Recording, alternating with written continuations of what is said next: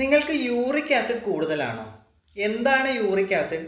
എങ്ങനെയാണ് uric acid കൂടുന്നത്? ഇതെല്ലാം നിങ്ങൾക്ക് അറിയാമോ? നമ്മുടെ ഭക്ഷണത്തിൽ നിന്ന് പ്യൂരിൻ എന്ന് പറയുന്ന ഒരു വസ്തു നമ്മുടെ ശരീരത്തിൽ എത്തുന്നുണ്ട്. ഇത് ദഹിക്കുന്നതിൽ നിന്നുണ്ടാകുന്ന ഒരു വേസ്റ്റ് ആണ് യൂറിക് ആസിഡ് എന്ന് പറയുന്നത്. ഈ യൂറിക് ആസിഡ് സാധാരണ രീതിയിൽ നമ്മുടെ മൂത്രത്തിലൂടെ പുറത്തു പോകുന്ന ഒരു വസ്തുവാണ്.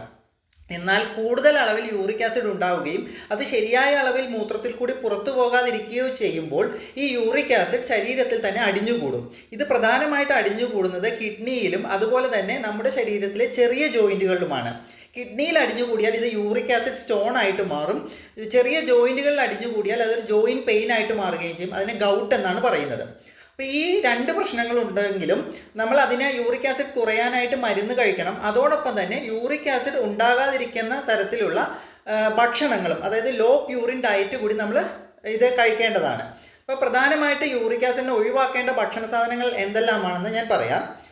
പ്രത്യേകിച്ച് റെഡ് മീറ്റ് ഒഴിവാക്കണം. അതുപോലെ തന്നെ ആൽക്കഹോളിക് ബിവറേജസ്, പ്രത്യേകിച്ച് ബിയർ, അതുപോലെ തന്നെ ഈ സോഫ്റ്റ് ഡ്രിങ്ക്സ് കൂടുതലായിട്ട് അതിൽ ഫ്രക്ടോസിൻ്റെ അളവ് കൂടുതലാണ്. ഈ ഫ്രക്ടോസും ഈ ഹൈ പ്യൂറിൻ ഫുഡാണ്. അപ്പോൾ അതുകൊണ്ട് അതും ഒഴിവാക്കേണ്ടതാണ്.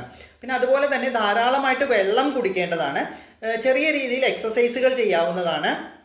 അതുപോലെ നമ്മൾക്ക് പ്രത്യേകിച്ച് യൂറിക് ആസിഡ് സ്റ്റോൺ ഉണ്ടായാലും ഗൗട്ടുണ്ട്, അതായത് ജോയിൻറ്റ് പെയിൻ ഉണ്ട് എന്നുണ്ടെങ്കിലും അതിന് വേണ്ട മരുന്നുകൾ കൂടി ഇതോടൊപ്പം സ്വീകരിക്കേണ്ടതാണ്.